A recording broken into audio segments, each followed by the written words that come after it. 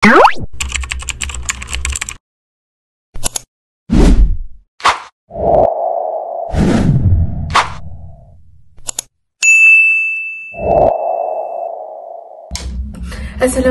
my dear Arabic learners. Hayakumullah. Okey, jadi kita kembali ke episod Peribahasa Time. Okey, peribahasa yang saya nak terang atau saya nak kongsikan pada hari ini ialah bagai aur dan tebing. Siapa je tak tahu kan peribahasa ni? Kalau dulu kita buat karangan mesti ada. Kita mestilah bekerjasama bagai aur dengan tebing. Jadi apa maksud sebenarnya bagai aur dengan tebing ni? Jom kita belajar. Kiasan daripada peribahasa ini adalah melambangkan kerjasama yang erat. Tak kisahlah antara satu pihak dengan pihak yang lain. Contohnya kita bekerjasama antara suami dan isteri, ataupun bekerjasama antara kakak, abang, adik-beradik. Boleh juga jadi seperti yang kita tahu, jiran-jiran. Kita sebagai hidup berjiran ni, kita pun memerlukan antara satu sama lain. Betul tak? Selain itu pun rakan sekerja, kita mestilah membantu antara satu sama lain dalam urusan pekerjaan. Jadi peribahasa Arab yang terpilih hari ini adalah Yad wahidah la tasfiq. Lagi sekali saya ulang. Peribahasa Arab ini berbunyi Yad wahidah la tasfiq. Apa maksudnya? Satu tangan tidak dapat menepuk. Okey, jadi maksud kiasan daripada peribahasa Arab yang berbunyi Yad wahidah la tasfiq, dia memberikan maksud tidak mungkin mencapai kejayaan atau menghasilkan sesuatu tanpa kerjasama. Okey, kita boleh tengok contohnya kan. Kalau tadi bahasa Melayu kita guna aur dengan tebing untuk saling bekerjasama. Jadi perumpamaan Arab digunakan tangan, yad. Yad maksudnya tangan. Okey, jadinya satu tangan tidak dapat menepuk.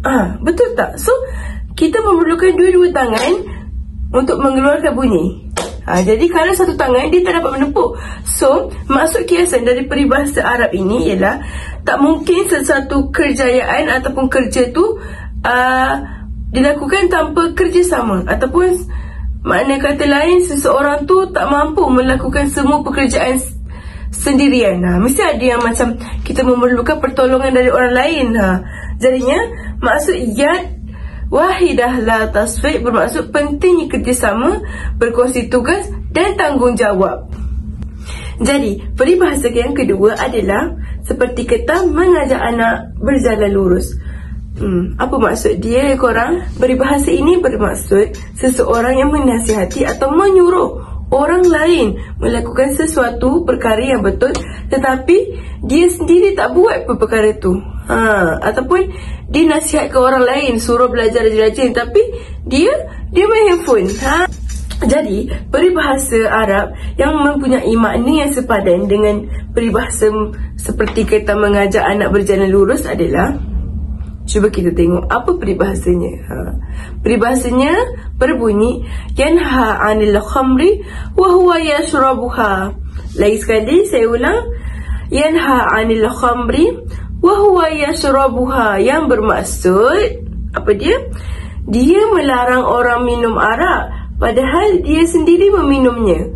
Kalau kita dengar daripada peribahasa ni pun kita dah dapat tahu dah makna dia, yang lebih kurang sama yang peribahasa seperti kata mengajak anak berjalan lurus tadi. Tapi maksud peribahasa Arab ini adalah peribahasa ini menunjukkan perbuatan yang tidak selari antara kata dan perbuatan, iaitu menasihati orang lain supaya menjauhi sesuatu yang buruk, tetapi dia sendiri melakukannya lagi. Contohnya kita cakap, kau ni solat lah, dah pukul berapa dah ni? Tapi sebenarnya dia tak solat lagi. Macam tu lah contoh situasi. Dan itu sahaja daripada saya, Farah, untuk video peribahasa time kali ini. Kita berjumpa di episod akan datang. Jangan lupa like, subscribe and share. Ila liqa.